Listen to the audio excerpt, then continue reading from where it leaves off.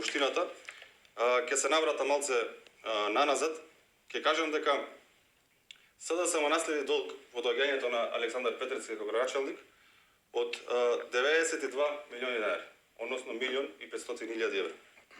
Потоа достасува долгот за колекторот, со кој што долгот на општината пораснал на 240 милиони денари, односно 4 милиони евра.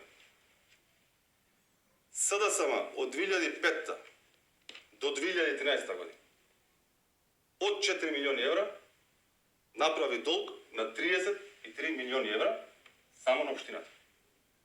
Дополнително на јавните предпријатија, кои што изнесуваше околу 15 милиони евра, или вкупно 50 милиони евра.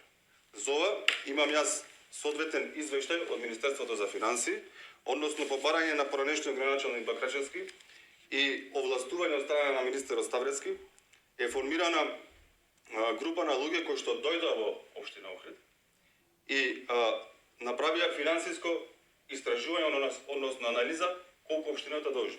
Вие знаете како новинари дека кога ќе го прашавте на поранешниот градоначалник Александар Петревски колку должи општината, ви викаше 5 милиони, 6 милиони, па пред да загуби ви викаше и дека враќале долг.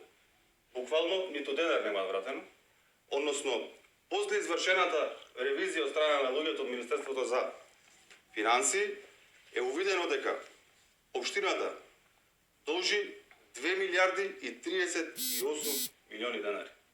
Значи да напоменам дека после доаѓањето на ВМРО ДПМН во 2013 година на власт, не случајно никој не знаеше колкав е долгот на општината, бидејќи сите го пресметуваа само извршните решенија на трезорската сметка кој што беше тужена општината и блокирана сметката.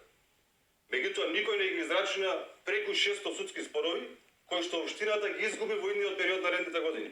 Тоа беа спорови од доверителите кои што си ги бараа своите пари. И 90% од тие спорови општината ги загуби.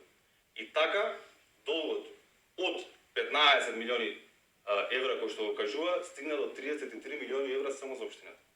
Дополнително за јавните предпријатија за кои што подоцна ќе